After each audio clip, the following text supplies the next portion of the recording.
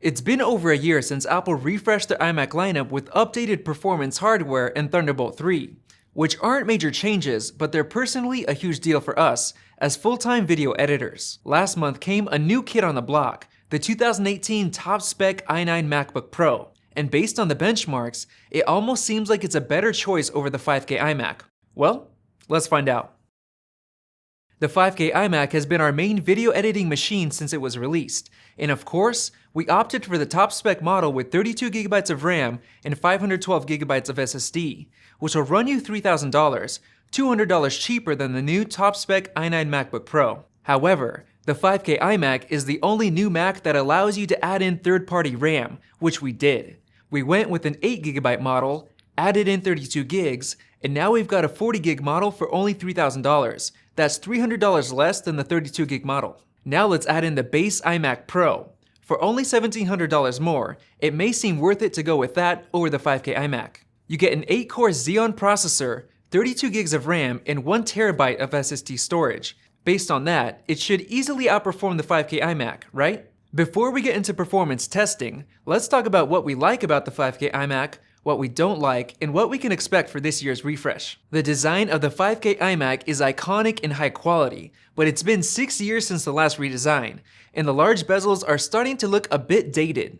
The 5K display, however, is amazing. It's super detailed, it gets very bright, and the colors are extremely accurate. We love the large amount of ports on the back, especially the Thunderbolt 3 ports, which we use to connect a 40TB NAS server that can be accessed by 2 Macs at the same time, with very fast speeds. The keyboard and mouse are great. We've hardly had any Bluetooth connection issues, and the batteries stay charged for weeks. They also charge very quickly. Onto the internals, the 2017 5K iMac switched over to Intel's Kaby Lake processors, which added hardware acceleration for the HEVC codec, which has recently become the standard for 4K video streaming. It also introduced desktop-class graphics chips for the first time in years, and even the cheaper Radeon Pro 570 is substantially faster than the best graphics option from 2015. Now our top-spec 5K iMac has the Radeon Pro 580, which is actually the same exact graphics chip that came in the new Blackmagic eGPU, which is mostly marketed towards MacBook Pro users. We put the i9 MacBook Pro with the eGPU against the 5K iMac in this performance comparison video, so check that out if you're interested. Now let's go ahead and jump into our performance tests. Starting with Geekbench 4 CPU test,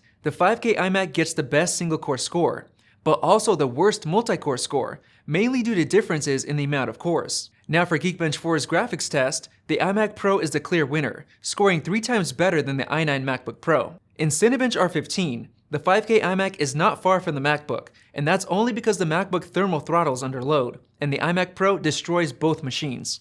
We also tested video gaming performance with Unigen's Heaven benchmark. The iMac Pro did extremely well, and the 5K iMac easily topped the MacBook Pro. Our iMac Pro 5K gaming video proves how great it performs for gaming, which you can watch by clicking the card above. Now let's get into some real-world testing, starting with photo editing in Lightroom. In this export test, the 5K iMac actually did much better than the i9 MacBook Pro, and once again worse than the iMac Pro. Now onto Final Cut Pro 10 video editing, we ran the BruceX test, and the 5K iMac actually scored incredibly close to the iMac Pro, and the MacBook Pro is way behind. We then stabilized a 20-second 4K clip, and to our surprise, the 5K iMac beat the other two by a huge amount. Now in this HEVC to HEVC export test, the i9 MacBook Pro destroys the 5K iMac and even tops the iMac Pro. And that's because the 8th gen processor is using the latest QuickSync encoding and decoding technology. The iMac Pro Xeon CPU doesn't have integrated graphics to enable QuickSync, but the raw power allows it to still get the job done quickly.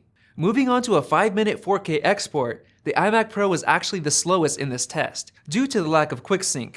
And the MacBook Pro was slower than the 5K iMac because of its thermal throttling processor and weaker graphics. Now for our Canon RAW 60 frames per second test, the 5K iMac was right behind the iMac Pro, and the MacBook Pro was extremely slow. We also tested timeline smoothness during this Canon RAW test, and the iMac Pro was the only one that played it back at the full 60 frames per second. Overall, the top spec i9 MacBook Pro performs worse than the 2017 5K iMac in almost all of the tests we ran, which is completely unexpected based off the spec sheet. We were also surprised at how close the 5K iMac compared to the iMac Pro, even beating it in some tests, thanks to QuickSync. I've been doing video editing full-time on this 5K iMac since it was released, and I can tell you now, it's really fast.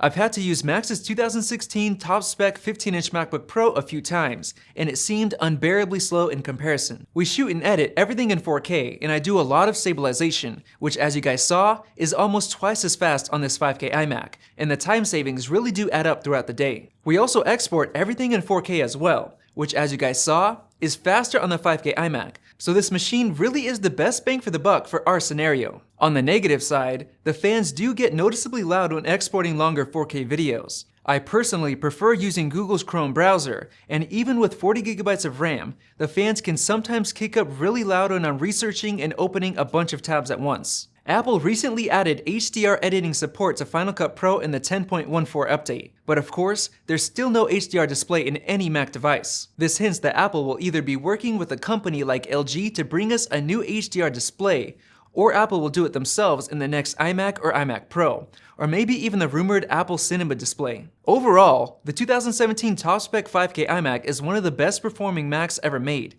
and in our opinion, the best bang for the buck Mac in terms of performance. We're hoping to see the 5K iMac get refreshed this year, and you can watch our 2018 iMac wishlist video by clicking the card above. Thanks for watching, and make sure to subscribe so you don't miss out when we get our hands on future Apple devices. If you enjoyed this video, like it and hit that subscribe button. Also, check out our price guide, which makes it extremely easy to find the best deals on Apple products updated daily. Be sure to follow us on social media, and we'll see you in the next video.